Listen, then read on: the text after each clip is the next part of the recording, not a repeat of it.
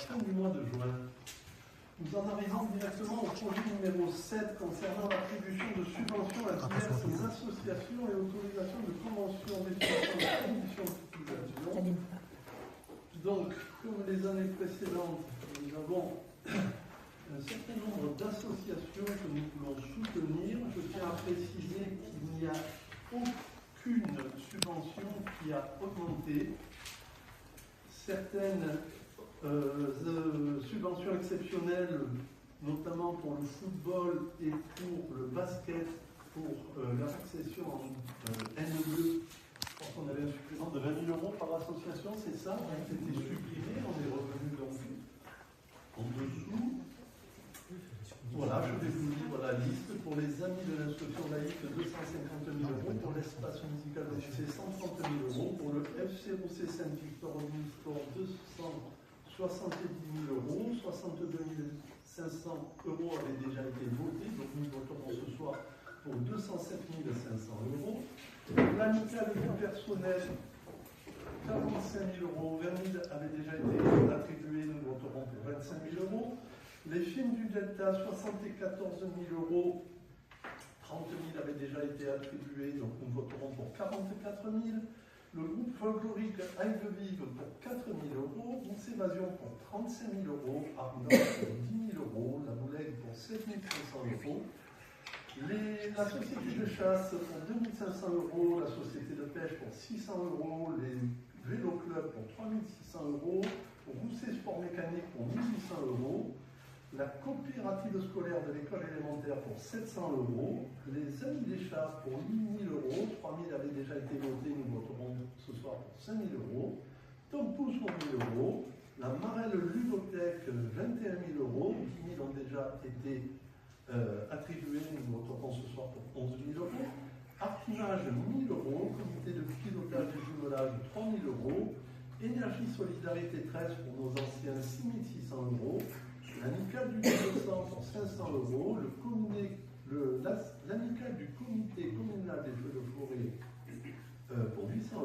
€, l'association des anciens compatriotes pour 800 €, les petites canailles pour 500 €, le JIVA pour 24 000 €, les incroyables comestibles pour 1 500 €, Vivre Rousset pour 3 000 €, les jardins de Rousset pour 2 000 € et Ave Expression pour 500 €. Et il restera à répartir 58 200 € selon les demandes qui arriveront ultérieurement. Est-ce que vous avez des questions? Oui. On souhaitait tout d'abord rappeler le soutien financier aux associations qui constituent une politique importante de notre commune depuis plusieurs décennies. On tenait à faire remarquer que cette volonté d'accompagnement du tissu associatif ne date pas d'aujourd'hui et qu'elle a toujours participé à faire vivre notre village, à créer du lien social et à proposer aux habitants, qu'ils soient enfants, familles ou seniors, une offre sportive, culturelle, éducative et solidaire, riche et diversifiée. Il est également important de souligner l'ampleur de cet engagement financier, et pas des moindres. Cet investissement important dans le monde associatif, pour nous en tout cas, mérite d'être salué car il participe également à l'attractivité et à la qualité de la vie de notre village. Néanmoins, on avait quelques interrogations concernant certains choix de répartition. Entre autres, on a constaté qu'il n'y avait pas la FCPE cette année. Il n'y a pas la FCPE? Non. Et apparemment, les dossiers ont été déposés. Donc, on voulait savoir s'il y avait une raison particulière. FCPE. Pas de demande. Non, pas eu de demande. Pas de Ah ben pourtant, ils nous ont confirmé que oui. Ah ben oui. Eh bien, on va pas. On va vérifier. On a eu une demande FCPE collège. Oui, mais apparemment, il y a eu aussi élémentaire et maternelle. Je n'ai pas vu sur le dossier élémentaire. Donc il faudra qu'on revoie ça et encore une fois, il va 58 200 €. Oui, bien sûr. C'était en fait, ça venait derrière. L'élémentaire aura toute sa place. Du coup, est-ce qu'on peut comprendre les critères de manière, je ne suis évidemment pas autant détaillée, mais qu'est-ce qui fait qu'on conduit à ces choix d'attribution ou de non-attribution aux associations? Comment est-ce que c'est vu en commission? La comptabilité que vous venez d'évoquer, vous avez hérité d'une politique favorable au monde associatif et nous voulons continuer à soutenir ce monde associatif.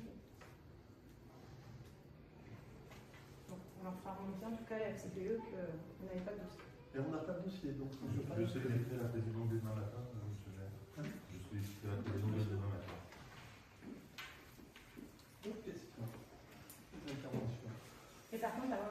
venez me dire quand même que vous avez reçu un dossier FCP au collège, Oui. du coup qui ne rentre pas dans cette attribution-là. Alors, c'est très difficile puisque c'est un collège intercommunal dans lequel il y a 4 communes. Donc, c'est pas à Rousset à financer la totalité de l'association FCPE. Donc, il faut trouver. Mais du coup, on ne leur donne pas non plus une participation. Ça serait peut-être facile que chaque commune donne par exemple un quart de ce qu'ils ont besoin. Tout à fait, ça serait parfait. Okay. Mais c'est à construire. La demande qui nous est faite, c'est que Rousset finance la totalité, c'est pas possible. Non, okay. Merci. D'autres questions? Des oppositions? Des abstentions? Je vous remercie. Le projet numéro 8 est une subvention en nature qui va être attribuée à la société de chasse et Amis Réunis.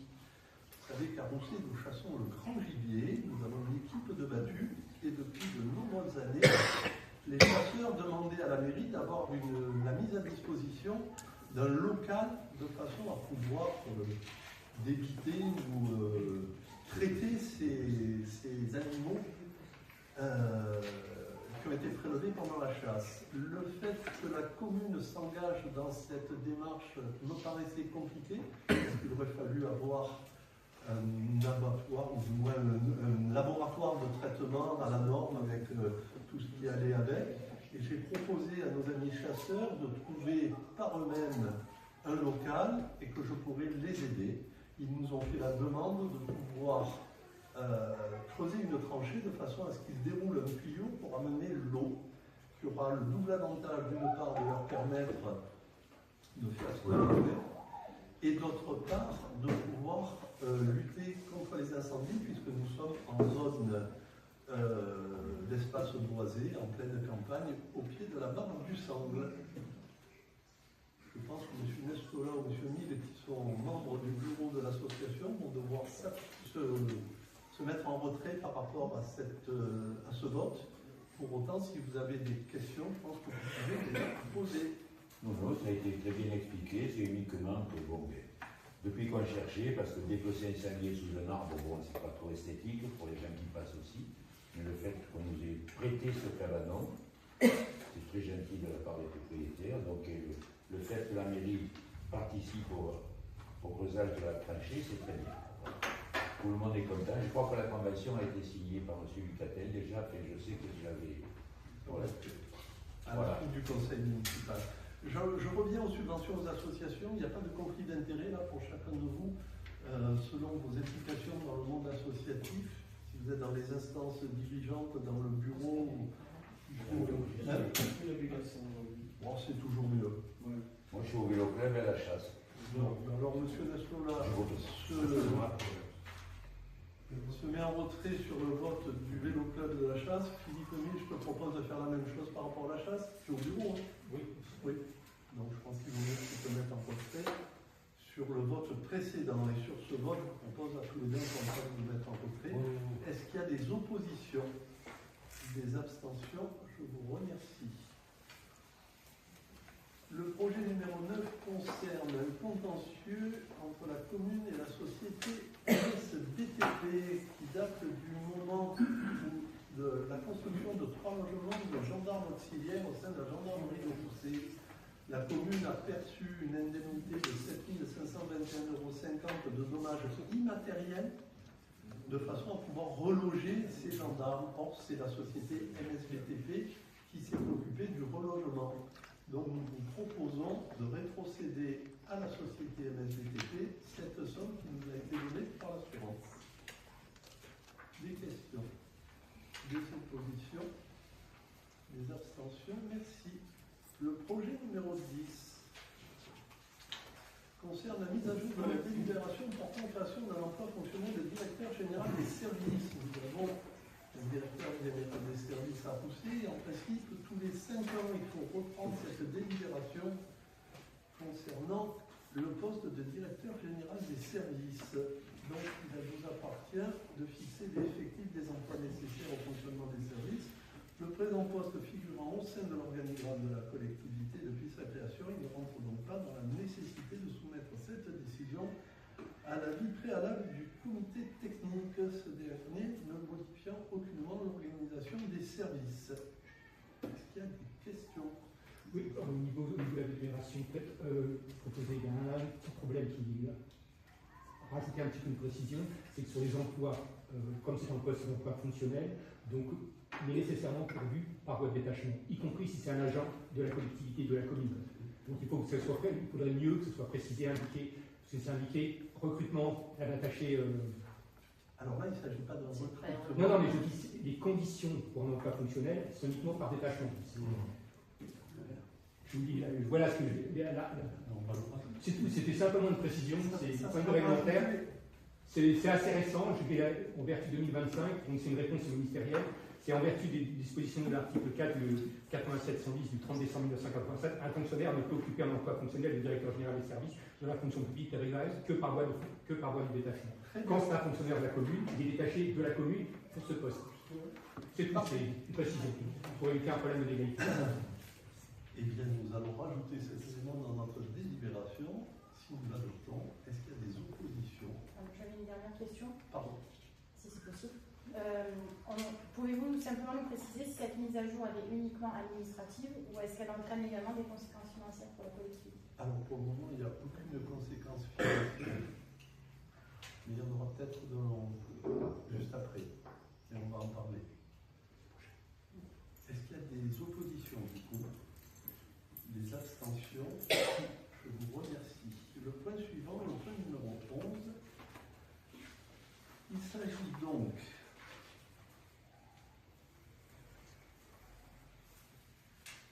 de modifier le tableau des emplois. Je vous propose la création d'un poste au 1er juin 2026 d'attaché territorial, emploi statutaire par voie de mutation, ou un attaché principal territorial, emploi statutaire par voie de mutation. Pour refaire le lien avec le point précédent, M. Pierre Jamet, directeur général des services, a demandé de mettre fin à son détachement et à son statut de directeur général des services. Donc il va être réintégré dans les services de la commune. Nous allons déclarer la vacance du poste à la suite de ce conseil municipal de façon à recruter un nouveau directeur général des services. Donc M.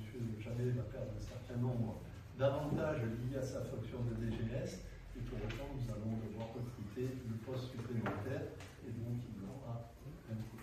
C'est un poste donc, c'est un poste de DGS, un emploi fonctionnel qui sera donc nécessairement occupé par voie de détachement, quelle que soit la personne. C'est un recrutement par voie de détachement. C'est simplement que ce soit bien clair pour tout le monde. Et le recrutement va être confié au centre de gestion qui nous donnera les meilleurs candidats. Oui, donc comme il le faut. Est-ce qu'il y a d'autres questions? Des oppositions? Des abstentions? Je vous remercie. Le point suivant, c'est un point qui revient régulièrement. Il s'agit de nous donner l'autorisation d'acheter une parcelle au Jardin Saint-Hubert à Madame Béatrice, toujours à 3 € du mètre carré, ou 6 €. 6 € du mètre carré. Je ne sais pas si vous avez eu l'occasion de prendre surface, mais on va commencer à nettoyer les parcelles et c'est du plus bel effet. Est-ce qu'il y a des questions? Des oppositions? Des abstentions? Je vous remercie. Ensuite, il s'agit du renouvellement de la commission communale des impôts directs. Donc nous allons fournir une liste qui vous a été détaillée à monsieur le directeur des finances publiques qui va sélectionner 50% des personnes, c'est ça? En fonction de leur profil, de leurs compétences. Est-ce qu'il y a des questions? Oui. On voulait, si c'était possible, avoir des précisions sur quels critères avaient été retenus pour établir cette liste. Largement, c'était l'antériorité, c'est-à-dire les gens qui étaient déjà là dans la précédente liste. Après, M. Bourron, vous avez des précisions particulières? Il faut c'est être majeur, Oui. être de nationalité française, enfin ressortissant de l'Union européenne, pardon, et jouir de ses droits civiques et payer des impôts sur la commune. Donc taxe foncière, CFE, taxe d'habitation et résidence secondaire, et avoir une petite connaissance sur la commune, quoi. Après, je tiens à préciser qu'il faut relativiser cette commission. C'est une réunion annuelle qu'on a. Non, c'est pas la question, mais c'est vrai qu'on s'interroge sur 32 noms, à retrouver pas mal d'élus. Donc à chaque élection, c'est ce qu'on avait présenté sur les élections précédentes, depuis que je suis sur la commune de Rousset, j'ai fait la même chose sur la commune d'Aix-en-Provence et du Pertuis précédemment. En général, on présente les personnes qui sont déjà présentes les couleurs. Il y a des grands habitués. Parfait. D'autres questions? Des oppositions? Des abstentions? Merci. Le point numéro 14, convention d'objectifs et de financement, aide aux loisirs équitables et accessibles, avenant de modification en 2026. Jean-Pierre. Mais je rappelle que nous avons, M. le maire a signé une convention avec la Caisse d'allocation familiale pour participer, pour avoir une aide aux loisirs équitables, qui s'appelle Léa. La CAF modifie ses attributions et les montants d'attribution et nous demande de prendre une délibération pour valider les nouvelles modifications qu'ils ont faites. Donc elles sont au-dessous. Vous avez des questions? On voulait savoir s'il avait été calculé, ou estimé en tout cas, un montant qui allait être réellement attendu en fait. Quel était l'impact réellement au niveau financier? Non, on ne l'a pas parce qu'on ne l'a pas, je l'ai pas demandé. Et par ailleurs, c'est une aide qui est, l'objectif, il est quand même de permettre à tous les enfants de venir. Et je ne saurais pas vous dire quel montant cela représente globalement. Je peux vous le fournir pour l'estimation. Le montant d'année. L'année en cours et l'estimation possible de la part de l'évolution. Est-ce que présenter le numéro 15 aussi? Donc on vote peut-être. Non, on va les deux. On va voter les deux. Eh bien, le point suivant, le numéro 15, c'est une actualisation du règlement intérieur des accueils collectifs de mineurs. Alors, c'est des choses qui sont demandées par notamment les agents. Donc, vous avez la liste des modifications. Je peux la reprendre d'une par une si vous voulez, vous nous donnez les indications. C'est des modifications qui sont sur des heures de permanence, qui correspondent à des activités extrascolaires diverses que les périodes de vacances ne sont pas acceptées. En tout cas, des choses auxquelles les agents sont confrontés, les agents administratifs, mais également les directeurs, sur la tenue à avoir, comment doit se comporter un enfant, des choses qui manquaient, qui demandent qu'il soit inscrit au nouveau règlement intérieur. Je pense, je ne sais pas si vous avez lu la totalité des points, et si vous les avez lus, vous avez des questions, je pourrais y répondre et vous dire à quel moment ça fait. Désolée. Bien sûr. En regardant tout ça, on s'est vu qu'il y avait donc l'intervention des pompiers et de la police qui faisaient du pompier. Donc on comprend bien, donc c'est dans le sens d'une meilleure sécurité d'une organisation, là-dessus on n'a pas de souci. On avait simplement, on s'est interrogé quand même à quel moment, dans la procédure, les parents allaient être associés en fait à ces situations. Les parents sont toujours, en fait, les parents sont systématiquement associés à toutes les démarches, sauf qu'on les prévient dans ce règlement que dans le cas d'impossibilité de pouvoir régler le problème avec un enfant, et que les enfants, certains ont de très grandes difficultés et sont difficiles à maintenir, donc à tenir, on ne peut pas mettre en péril la totalité du groupe, 70 enfants en élémentaire ou 50 enfants en maternelle, pour un enfant ou deux enfants qui peuvent ponctuellement perturber, voire agresser certains autres enfants. Donc les animateurs sont là pour des groupes d'enfants et non pas pour des individualités. Les AESH, on n'a pas les moyens d'en payer pour chacun des enfants qui sont en difficulté. L'État ne met aucun dispositif en aide si la commune ne les prend pas en charge. On le fait pour la restauration scolaire, on fait pour un certain nombre de points. Et c'est déjà insuffisant au regard de l'éducation nationale. Donc on va prendre des dispositions pour prévenir les parents qu'on prendra des moyens adaptés pour pouvoir gérer la situation. Voilà. C'est l'objet de points de police et de conflit. Et au niveau des contraintes organisationnelles pour les familles, apparemment il y a plus d'autorisation de sortir seul. Oui. Ça veut dire que les familles, il n'y a rien. Oui, mais il y a une responsabilité pour tous les enfants de moins de 18 ans. Même les prises en charge, même les prises en charge, les dégagements de responsabilité, je ne sais pas comment je me rappelle plus le terme, mais elle reste en responsabilité le directeur du centre et les animateurs en cas de pépin, y compris sur le trajet du gamin entre la maison et entre le centre de loisirs et la maison. S'il arrive un incident, ils resteraient responsables. Non pas qu'on puisse se déclarer toute responsabilité, mais à un moment donné, les parents aussi ont des obligations vis-à-vis de leurs enfants et on souhaite qu'ils les respectent. Et ça permet aussi de voir les parents le soir ou à certains moments pour leur dire voilà, les choses se sont bien passées ou voir se sont mal passées pour revenir au cas précédent. Et après, j'avais, pour terminer, une dernière observation. J'ai vu qu'il y avait Christophe Pons qui apparaissait encore sur le document. Or, pour moi, il ne fait plus partie de ce service. Oui, alors il a été, enfin, je ne sais pas si vous avez, moi j'ai un document réécrit. Il est en dernière page de la convention. Oui, voilà. J'ai